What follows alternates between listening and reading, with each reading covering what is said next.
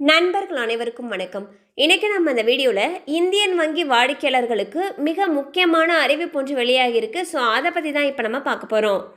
பொதுவாக தங்க நகை அடமான கடன்கள் தற்பொழுது மிக எளிதாக கிடைக்கின்றன. இந்த கடன்களில் பல்வேறு வட்டி விகிதங்கள் வசூலிக்கப்படுகின்றன. மேலும் இந்த பாதுகாக்கப்பட்ட தங்க நகை கடன்கள் அவசர காலத்தின் போது ரொக்க பற்றாக்குறை உள்ளவர்களை காப்பாற்றுவது மட்டுமல்லாமல் அவருடைய நிதி இலக்குகளை நிறைவேற்றவும் உதவுகின்றன.